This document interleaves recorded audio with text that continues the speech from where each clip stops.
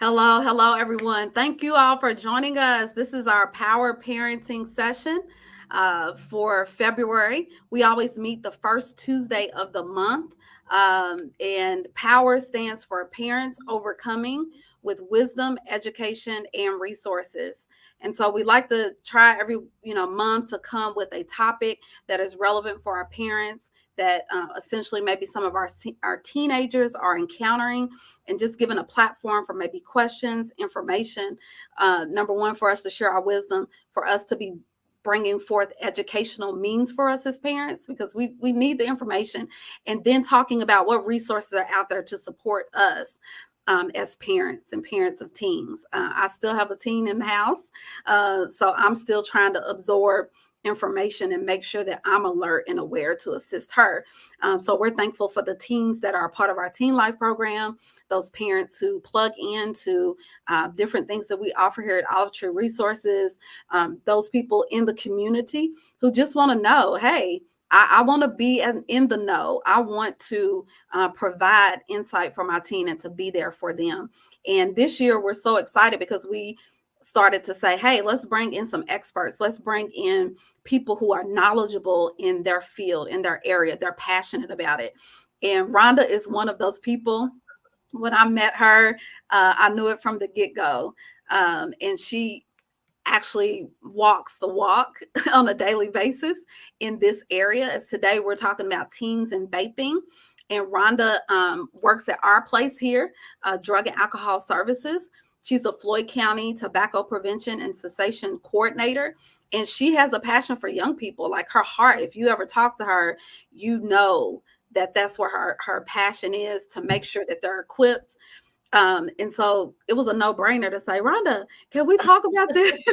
Can we talk about this? So we're just asking you all to just join us as we talk about this topic. If you have comments or questions as we're going along, please put those down and we'll try to answer those at the end. But I'm going to turn it over to Rhonda so she can kind of share a little bit about herself, her background, and I'm going to lean into her expertise right now and her knowledge that she has, so that I can learn and then we can learn as parents together. So Rhonda. Thank you, April. And I can't say enough nice things about April and the great work you do in the community. So thank you for caring about our teens.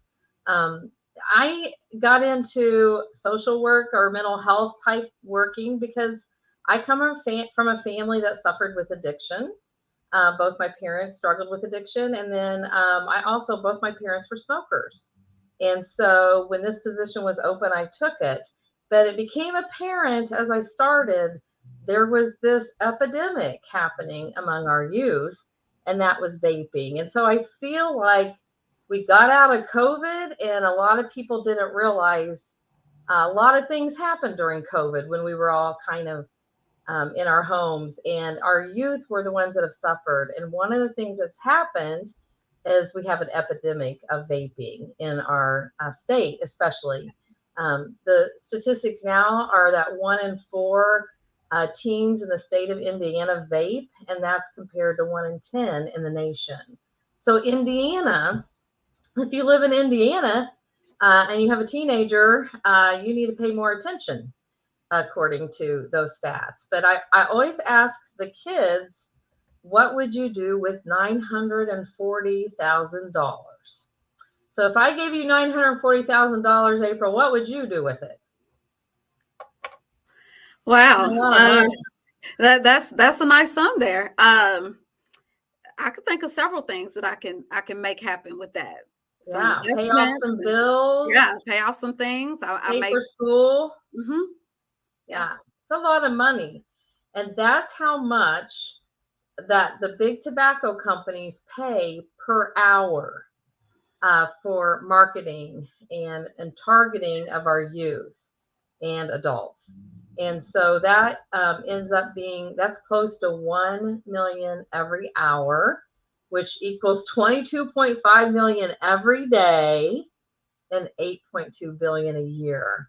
So we are fighting companies that went after our youth with a lot of money. And so when you look at smoking, if you would ask most teenagers today about smoking a cigarette, their response would be, ooh, yuck.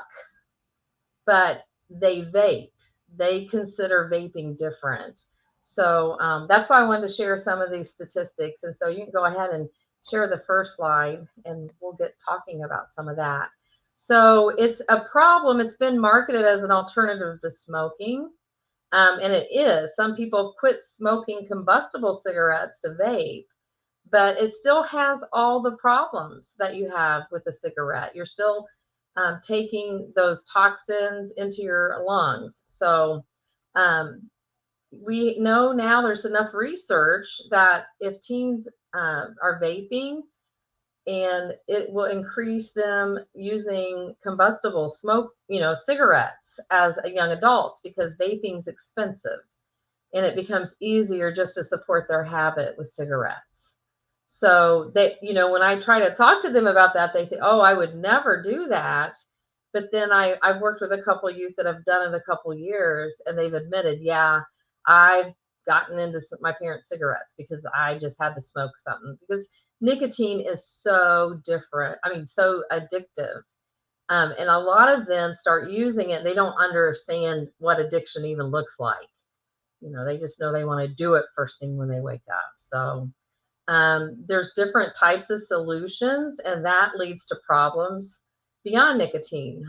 For example, most of these vape solutions the kids use are flavored and marketed to look like candy. Sometimes they're essential oils, and all those things might be good to ingest and eat. Like, I eat cotton candy, I love it. But inhaling a flavor into your lungs is different than your body ingesting it. And I like to use cinnamon as a great example. We all like to spice up things with cinnamon, but if you inhale cinnamon into your lungs, it can do a lot of damage. So kids are using it longer, and so we're worried because all that extra exposure they're getting as teenagers to these products, they still lead to cancer. So, it's still a carcinogen. So vaping, this last point I have on the slide, is it introduced nicotine to a population that would not have probably even thought about it. They marketed it on social medias like TikTok and different Snapchat, just the different social media, Facebook.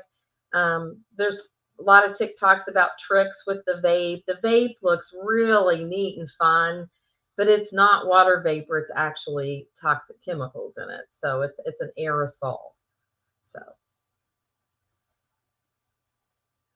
and then a lot of people have talked about it being used for pregnant women as a safer alternative, but it's not safer. So even if a young person is pregnant, I just want to point that out. It's not a safe alternative for pregnant women. So there really isn't any reason to use this as a young adult or a young person. We know that the brain of adolescents is at risk. We know a lot of these products have more consequences on a developing brain than they would on a developed brain. That's why we have the legal age of 21. You're not supposed to buy tobacco products until the age of 21. It's a federal law. And that's all in place because we want to minimize the risk to the developing brain. So, and the part of the brain, of course, is impulse control. I don't know about you, but most teenagers have that area to develop a lot, right? Yes. And their learning, their mood, and their attention. So those are all things that sometimes are a little bit fragile with teens to begin with, but vaping affects that. And a lot of teens will start vaping because they think it's going to help them de-stress and help their depression. Yes. But studies are showing more and more that it leads to more anxiety and depression. Yes, So, and I've heard that a lot as well. Yeah. So that's a really good point. Yeah. That will be the reason. Oh, I'm just trying to relax, and I was feeling anxious, so I was vaping to, calm Yes. down, and yeah. So Yeah, and it does change the neuron level, the synaptic connection, all of that in the brain. So that's why, they just feel worse. And then it is considered a gateway drug, because what we're finding is a lot of teens that vape nicotine go on to vape THC. It's a high percentage. And we'll get into more on that with THC, but THC is even a whole different set. Nicotine, there is no 0% nicotine. Many of them have nicotine in them, even if they think it's 0%. And part of that is it's all unregulated. The FDA does not regulate vaping products like they do cigarettes. And so, you might have someone say, oh, this solution's really safe. I get it from an FDA approved lab. There really is no regulation, and they get around the loopholes because it's synthetic. And so most of the synthetic nicotine comes from China too. So it really is unregulated. So I'm always like, you're playing with a fire we don't know a lot about. Mm-hmm. So, yeah. And if you have questions, just ask too. Okay. I didn't realize this till I started working, but nicotine poisoning is a thing. When people smoke cigarettes, my mom was a chain smoker, so she smoked, she lit one right off the other. But a lot of people don't smoke like that. They'll have like 10 cigarettes a day or 5 cigarettes a day. They count and they know. But when you're vaping, kids just hit on that, right? It's fruity. It's almost becomes like a compulsive behavior to hit on your vape, and it's easily hidden. You can take it when the teacher turns around, or they even make hoodies that have vape products. You can take the end of your hoodie and vape. But nicotine poisoning is a thing. It causes nausea and vomiting.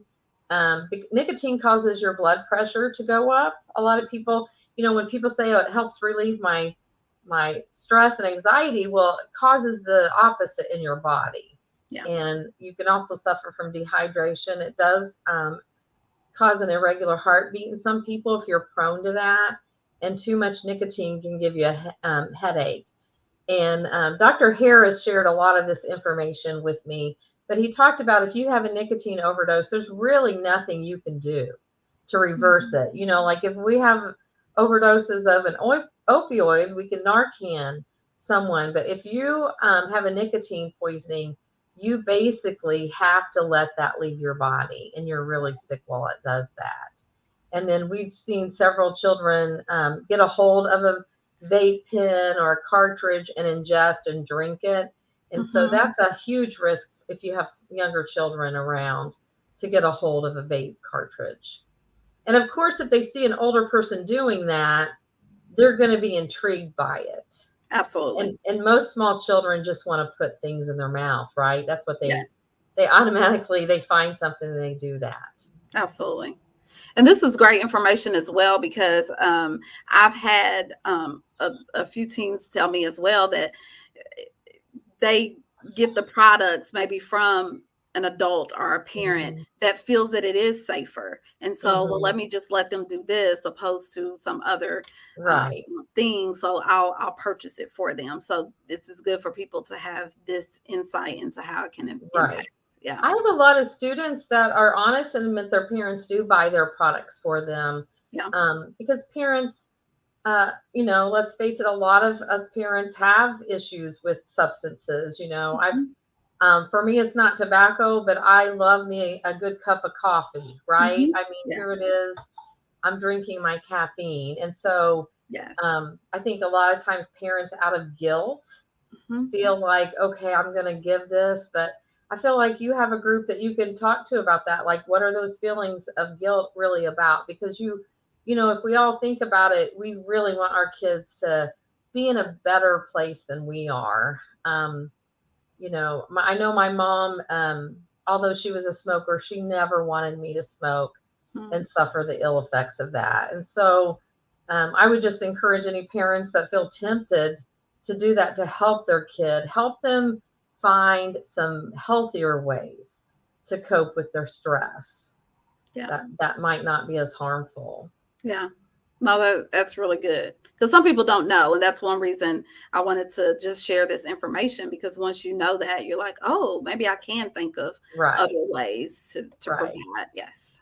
I just wanted to show, part of the problems with vapes too is they're highly addictive because the amount of nicotine in them. So a pack of cigarettes has 20 milligrams of nicotine in it. But if you look at Juul Pod, has the equivalent of 41 cigarettes, I think is what that shows. And then if you get a puff bar, which is really popular because puff bars are disposable, and they are equivalent to 50 cigarettes. That's a lot of cigarettes. So, and then if you look at this pod that they have, which is a popular pod, I know I just talked to a 30-year-old that's their favorite pod, but it's because of the high amount of nicotine in it. So there's really no good measurement of how much nicotine you're getting. And nicotine is such a highly addictive drug.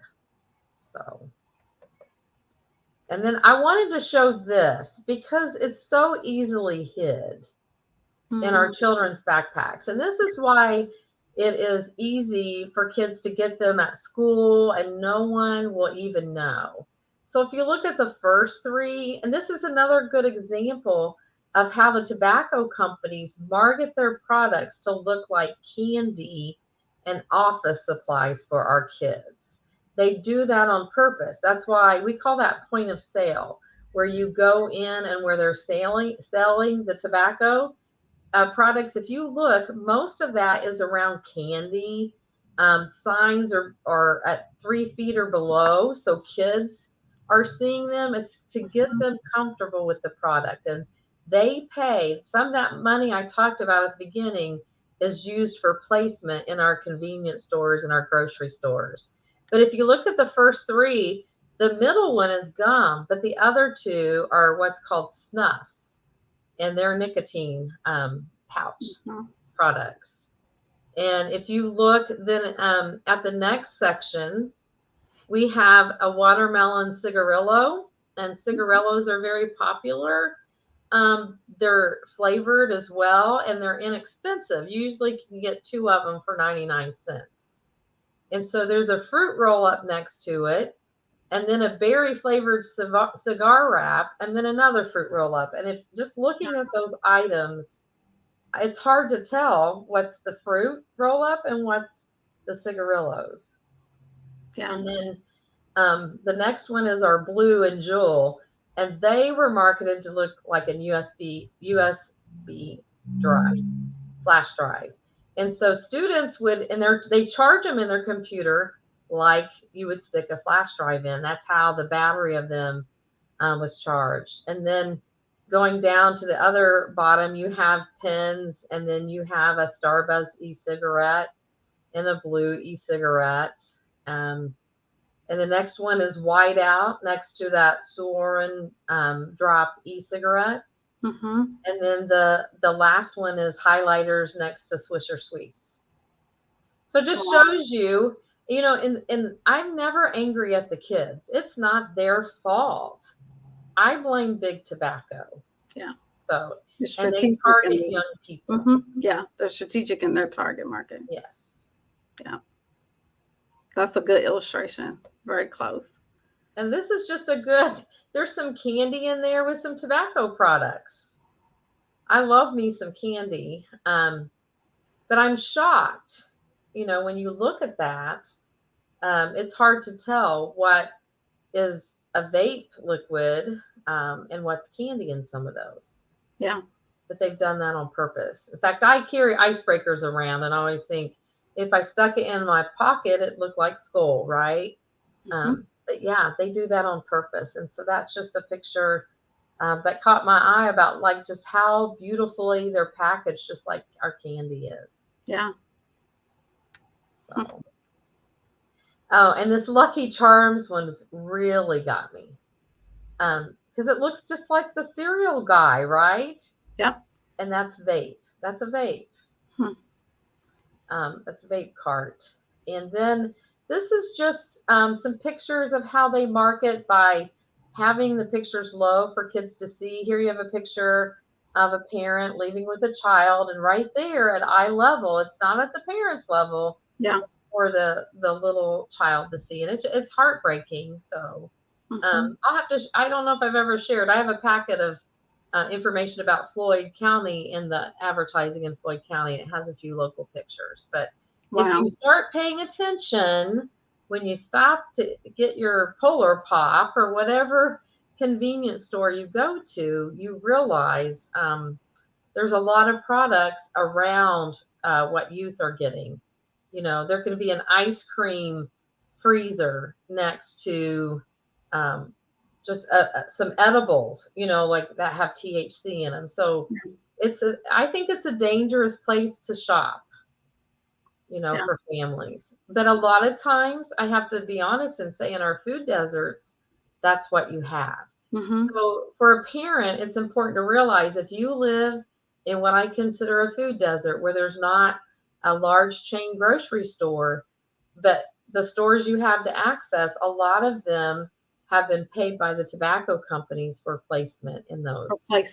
Yeah, for placement in those. And that is, to me, evil. So, Great information. Yeah.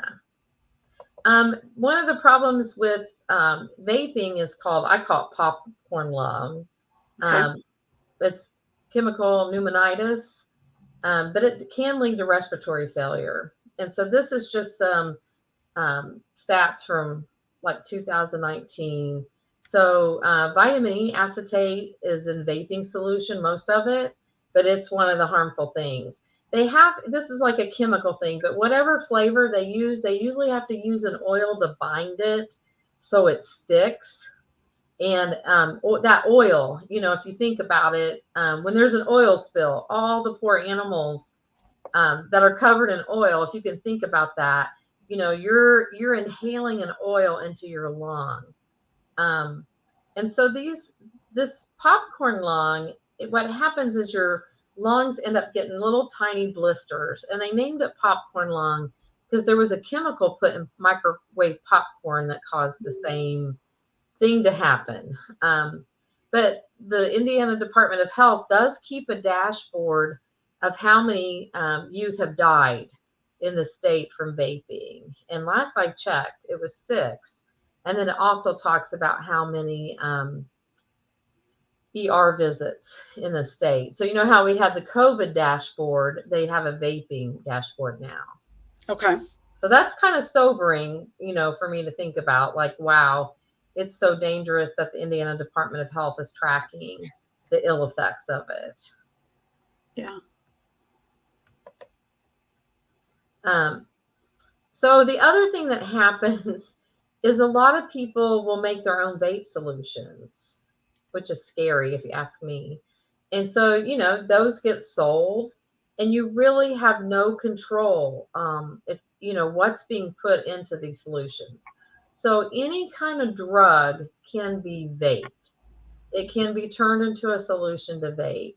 So besides the bad heavy metals and the hydrocarbons and all that, you have to worry about having meth or fentanyl, some other kind of drugs that we know are super serious and harmful, can get into a vape solution. So, and then that last point was just about how much Juul had a lot of the equivalent of 20 cigarettes in just a little thing.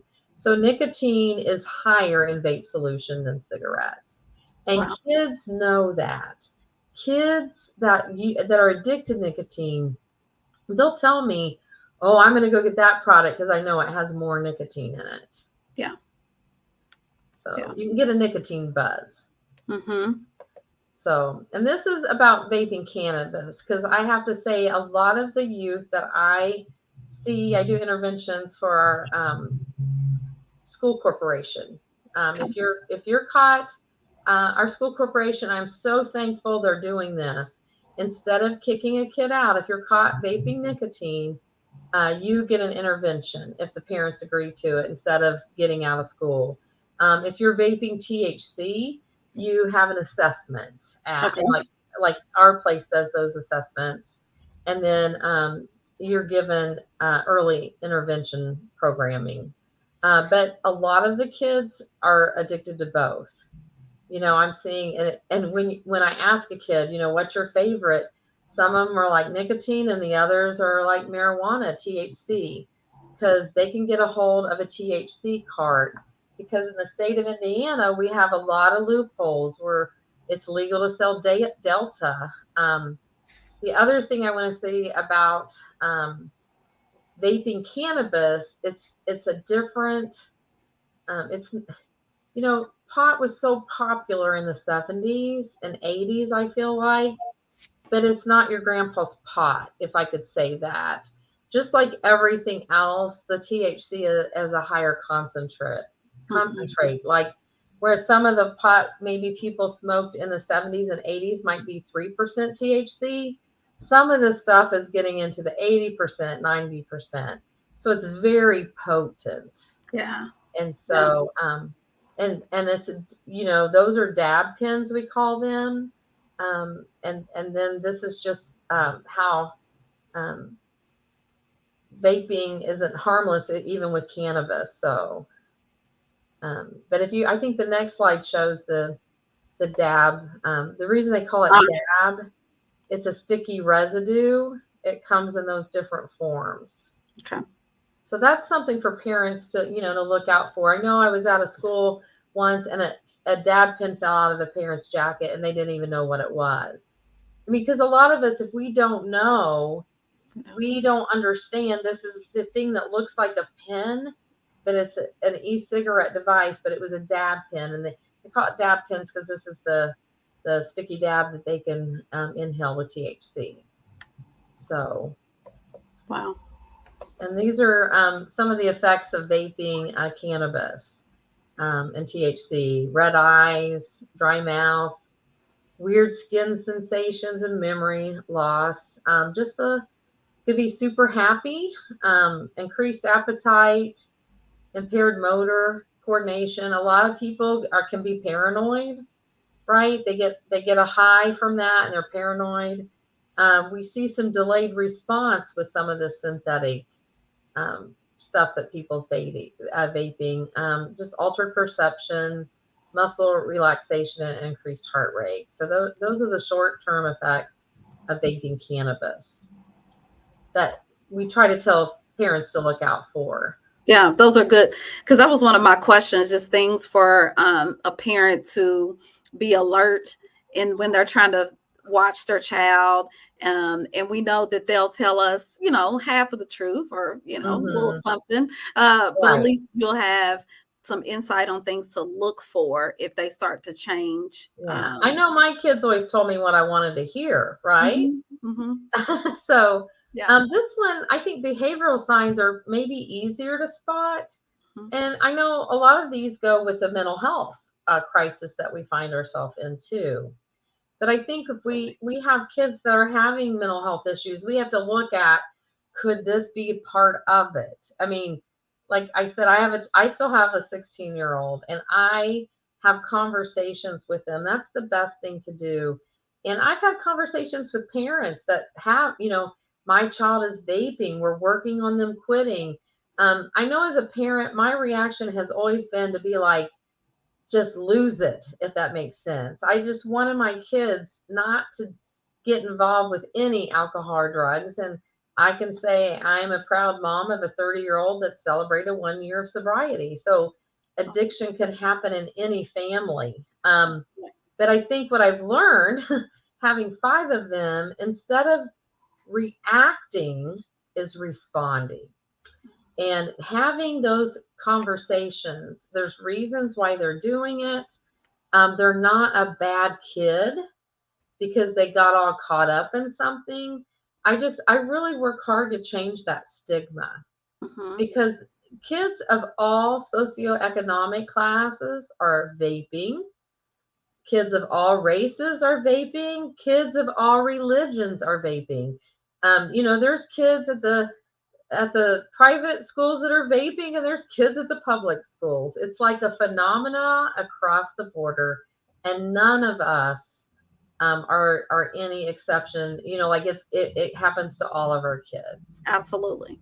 I But want I to put this up here as a okay. reminder because I that was a good nugget. We want to take all this great wisdom that you're giving us, and this is one reason I definitely wanted to provide this.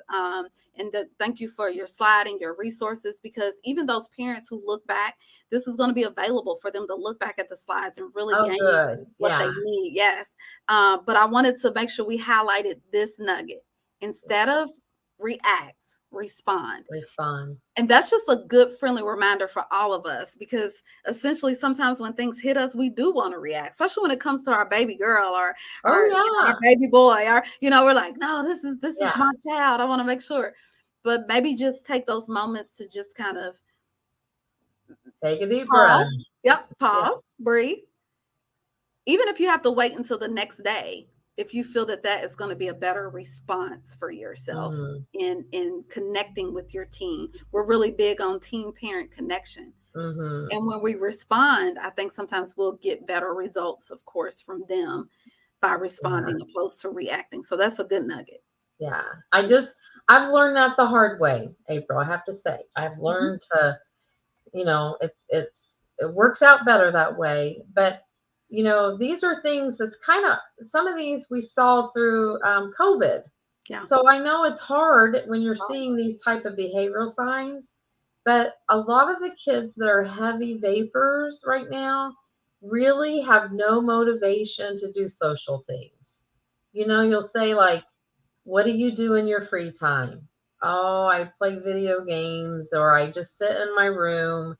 And let's, think about pre-COVID. Most teenagers, not all, but most teenagers like to be social, right? So, and also a new friends because it's very social. It's done in circles. Yeah. It's whoever can buy the product or get a vape cart in their possession. I'll have kids that brag, "Oh, I haven't bought one for 2 months because my friends have them." Right? Yeah. It's finding the connection.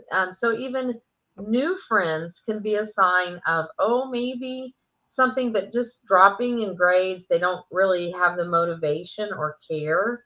A change in attitude, a drop in attendance at work or school. I know it's a hard addiction to have in school all day. And so for anybody that is addicted to nicotine and maybe smokes or vapes, think about, as an adult, we get smoke breaks, right? If we work somewhere, or we find ways that we take care of that. But these youth are in a building all day where they're not allowed to, and it creates a problem for them. Yes. And they wake up in the morning, they haven't, they're really irritable.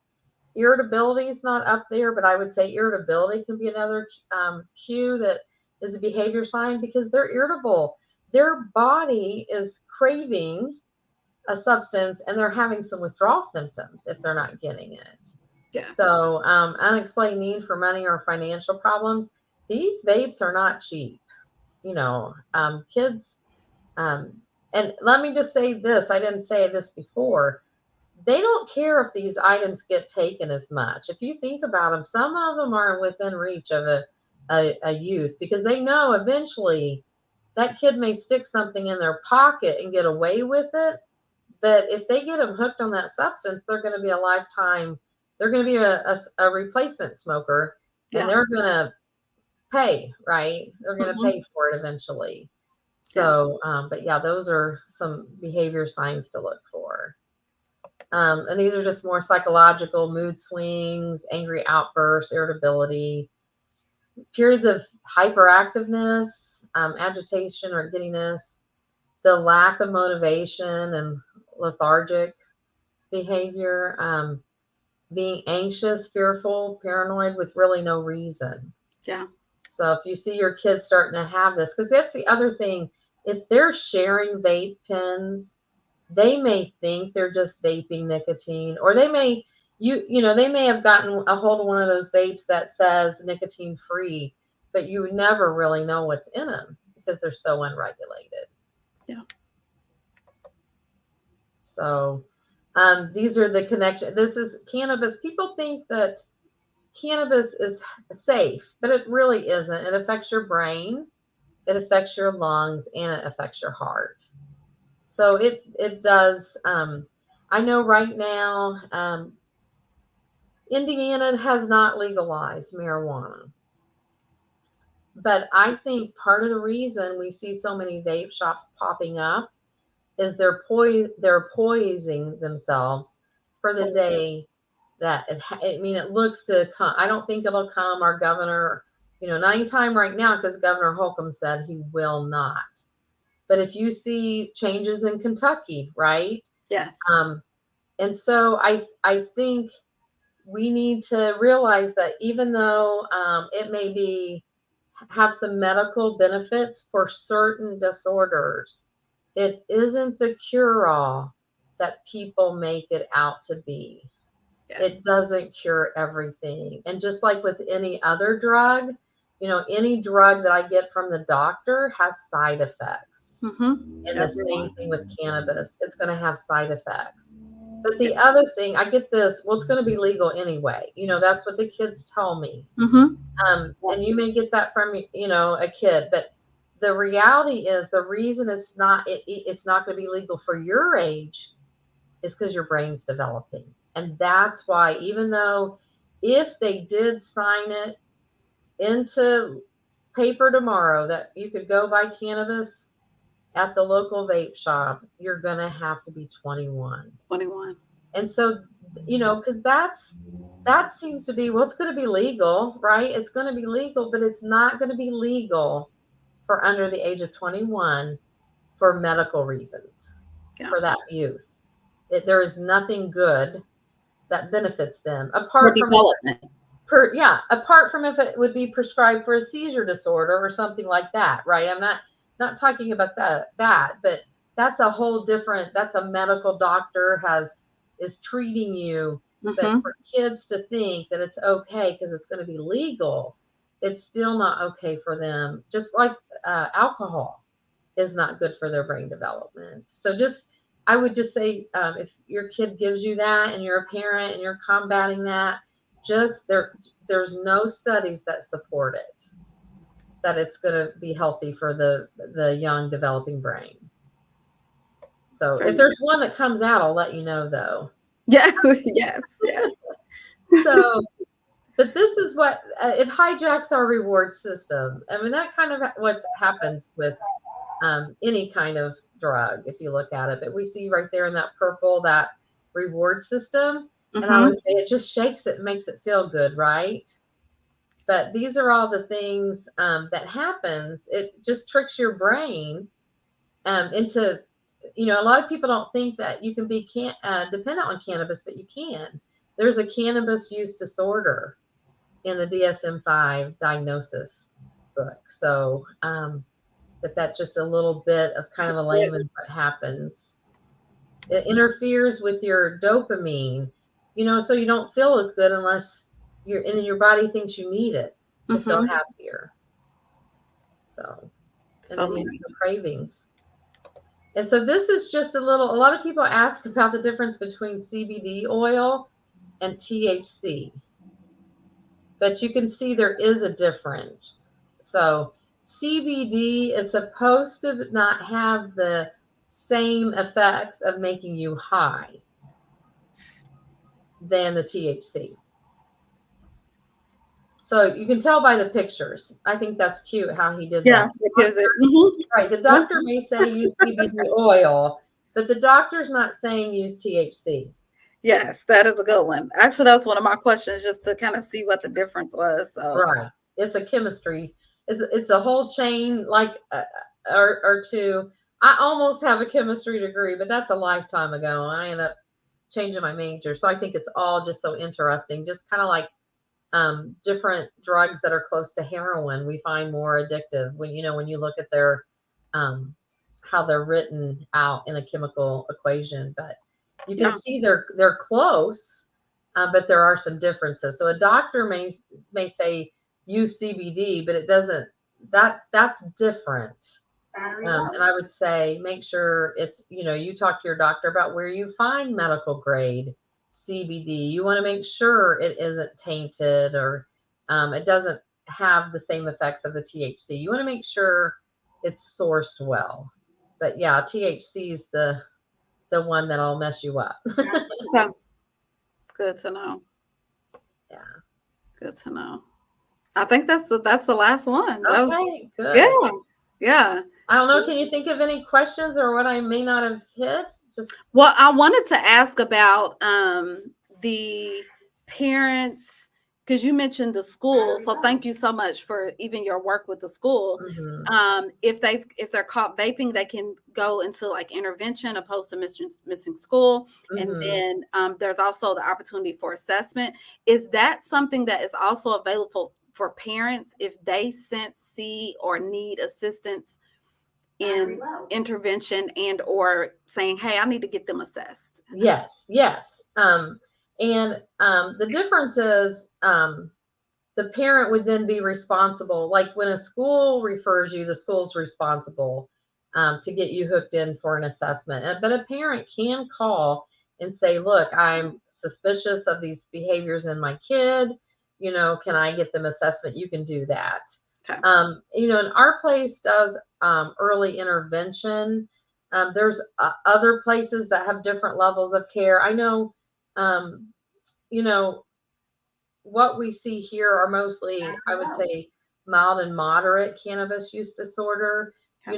We don't treat youth that need like residential type services. But yeah, I'm thankful, the school hasn't changed their written policy around this, but they're letting us do these interventions. We were able to get a grant and offer that. And I'm thankful because I don't think kids should be punished for something that they really didn't create. They may have participated in it, but they were targeted. And kids don't, I'm sorry, if you're a kid and you've got all wrapped up and using, say you got wrapped up in using and you're vaping THC, I don't see how kicking a student out of school is going to help. We all know as parents, they're like, what is that kid going to do? They're going to stay at home and they're going to get on Snapchat and they're going to get what they want to vape, right? While you're at work. That's the other thing, what we see with kids today. They are accessing drugs through their social media accounts. And I know we see that on the news, like someone's child overdosed of fentanyl because they were able to get it. They had it's like DoorDash with food, except it's drugs, right? But I have had kids tell me that's how they access what they need. It's on social media. And there's a whole other problem. Yes, it's readily available. It's readily available. Yeah. Yes. Well, thank you so much. I appreciate your time. I appreciate you sharing this information with us and parents who may need resources. I also want to share, I will also put this on our social media, just a great resource that Rhonda shared with parents. You'll be able to kind of look at that if you want to look at parentsagainstVaping.org. Great information there, as well as the information we shared today. And then recognizing that there's assistance for you. So we don't want parents to feel overwhelmed, like there's no options for them. We want them to feel that there's a space. Right. And if parents struggle with vaping or nicotine addiction, our state has the free quit line, 1-800-QUIT-NOW, that they can call. They can be given nicotine replacement. If that's something you're struggling with and you find your child is starting to struggle with it too, well, it's like a workout buddy. Instead of working out, you're going to ditch nicotine together and be a support for one another. So that's something to think about too. Yeah. So great. Another resource, call that line. Yeah, for sure. Great. So thank you. We'll appreciate it. And we'll be touching base with you soon. Thank you. Have a wonderful evening. You too. Bye-bye.